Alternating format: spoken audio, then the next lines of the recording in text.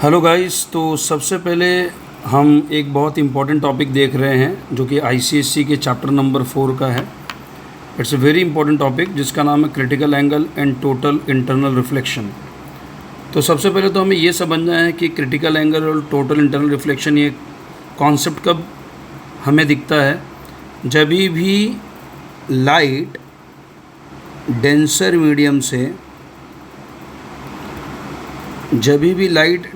Medium से rare medium में travel करेगी, उस वक्त आपको ये फिनोमेना दिखेगा। मतलब लाइट जब डेंसर मीडियम से रेयर मीडियम में ट्रैवल करेगी तब आपको ये फिनोमेना दिखेगा। हमें एक चीज़ और समझना बहुत इंपॉर्टेंट है कि जब light denser to rare enter करता है तो light away from the normal bend करता है, away from normal light bend करेगा। ठीक है, तो आओ देखते हैं बेटा। मान लेते हैं दिस इज़ अ पोजीशन जहाँ पर मैंने लेज़र लाइट रखा है। ठीक है, अब मैंने क्या किया, मैंने जैसे ही लेज़र लाइट ऑन किया तो सिंपल सी बात है, लाइट कौन से मीडियम से कौन से मीडियम में ट्रैवल कर रही है। Light is moving from water medium that is denser medium to air medium that is rare medium. तो लाइट कहाँ से कहाँ एंटर कर रही है, वाटर मीडियम से एयर मीडियम में, मतलब डेंसर मीडियम से रेयर मीडियम में। तो लाइट कहाँ पे बेंड करेगी, अवे फ्रॉम द नॉर्मल। तो बहुत सिंपल अगर कहूँ तो ज़रा ध्यान से देखना, आपको समझ में आएगा। ये जो एंगल आपको दिखाई दे रहा है, इस एंगल को हम बोलेंगे angle of incidence. This angle is called as angle of incidence. फिर मैंने क्या किया, मैंने थोड़ा एंगल ऑफ इंसिडेंस बढ़ा दिया। मैंने जैसे ही एंगल ऑफ इंसिडेंस बढ़ाया तो ये जो लाइट यहाँ से निकल रही है वो लाइट और भी ज़्यादा बेंड होगी। मतलब पहले वाला केस आप देखोगे, अगर ये वाला केस अगर आप देखोगे तो आपको समझ में आएगा कि ये रहा angle of refraction, this is hour angle of refraction. जैसे मैं एंगल ऑफ इंसिडेंस सेकंड वाले केस में बढ़ा रहा हूँ तो मेरा एंगल ऑफ रिफ्रैक्शन और भी बढ़ जा रहा है, मेरा एंगल ऑफ रिफ्रैक्शन और भी बढ़ गया। थर्ड वाला केस आप देखेंगे तो मैंने जैसे ही मेरा एंगल ऑफ इंसिडेंस और भी बढ़ाया तो अब क्या होगा, जो मेरा रिफ्रैक्टेड रे है, पहले ये था मेरा रिफ्रैक्टेड रे, फिर ये था मेरा रिफ्रैक्टेड रे, अब ये है मेरा रिफ्रैक्टेड रे। तो ये जो रिफ्रैक्टेड रे है ये सीधा वाटर पे ही फॉल हो रहा है, मतलब सेम सरफेस पे फॉल हो रहा है। तो वो एंगल कितना बना रहा है, यहाँ पे angle of refraction is 90 degree. मैं फिर से रिकॉल करता हूँ, फर्स्ट केस में this is the angle of incidence, first case में this is the angle of incidence and this is the angle of refraction. Second case में this is angle of incidence and again this is the angle of refraction. Third case में this is angle of incidence and again this is R angle of refraction. तो अगर आप notice करोगे, मैं अगर zoom करके एक एक चीज़ आपको नोटिस कराऊँ तो फर्स्ट केस में ये जो एंगल ऑफ इंसिडेंस आपको दिखाई दे रहा है, इसके वजह से जो एंगल ऑफ रिफ्रैक्शन बना है वो इतना बना है। सेकेंड केस में जो एंगल ऑफ इंसिडेंस आपको दिखाई दे रहा है वो इतना बना है और एंगल ऑफ रिफ्रैक्शन इतना बना है। थर्ड केस में ये जो एंगल ऑफ इंसिडेंस आपको दिखाई दे रहा है ये इतना बना है और एंगल ऑफ रिफ्रैक्शन कितना बना है, 90 डिग्री।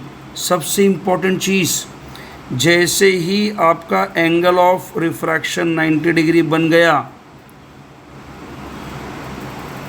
जैसे ही आपका एंगल ऑफ रिफ्रैक्शन 90 डिग्री बन गया, अब इसके पीछे रिस्पॉन्सिबल कौन है, ये रिस्पॉन्सिबल कौन है एंगल ऑफ रिफ्रैक्शन 90 डिग्री बनने का, तो आप ध्यान से समझते हैं। ये जो एंगल ऑफ इंसिडेंस है ना बेटा, यही रिस्पॉन्सिबल है। अगर ये बार बार बढ़ता नहीं, ये एंगल ऑफ इंसिडेंस पहले इतना था, फिर इतना हुआ, अब इतना हो गया, तो अगर ये बार बार अगर बढ़ता नहीं तो एंगल ऑफ रिफ्रैक्शन भी बढ़ता नहीं। तो एंगल ऑफ रिफ्रैक्शन 90 डिग्री बनाया किसने, एंगल ऑफ रिफ्रैक्शन 90 डिग्री बनाया है एंगल ऑफ इंसिडेंस ने। Now listen the last statement which is very beautiful statement. अगर एंगल ऑफ रिफ्रैक्शन 90 डिग्री हो गया तो रिस्पॉन्सिबल कौन है, एंगल ऑफ इंसिडेंस। इसी एंगल ऑफ इंसिडेंस को हम लोग बोलते हैं क्रिटिकल एंगल। तो क्रिटिकल एंगल कोई मतलब क्रिटिकल एंगल कुछ और नहीं है, ये एंगल ऑफ इंसिडेंस है। कब, जब आपका एंगल ऑफ रिफ्रैक्शन 90 डिग्री बन चुका है। बट रुक जाना जरा, फोर्थ केस में आना।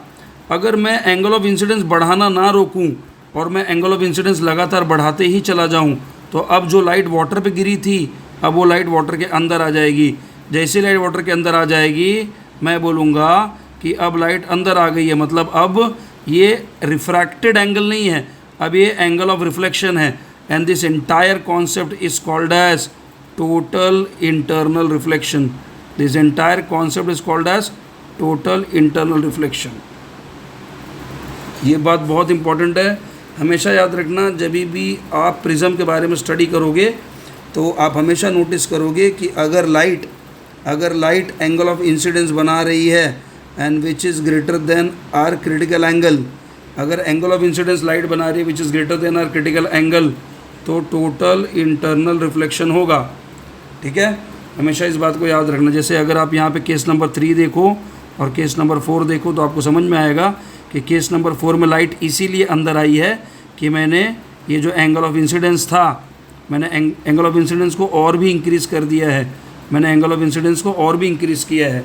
मतलब मोर देन थर्ड वाला जो एंगल ऑफ इंसिडेंस है, जो फोर्थ वाला एंगल ऑफ इंसिडेंस है, that is more than third वाला एंगल ऑफ इंसिडेंस, जहाँ पे आप एंगल ऑफ इंसिडेंस को क्रिटिकल एंगल भी बोलते थे। तो अगर आप नोटिस करोगे ध्यान से तो ये कंडीशन फिर से फिट बैठ रहा है कि angle of incidence is greater than critical angle, तब जाके टोटल इंटरनल रिफ्लेक्शन होता है। वैसे बहुत इंपॉर्टेंट कॉन्सेप्ट है, प्रिज्म में बहुत यूज़ होता है। Thanks for watching my lecture, thank you so much.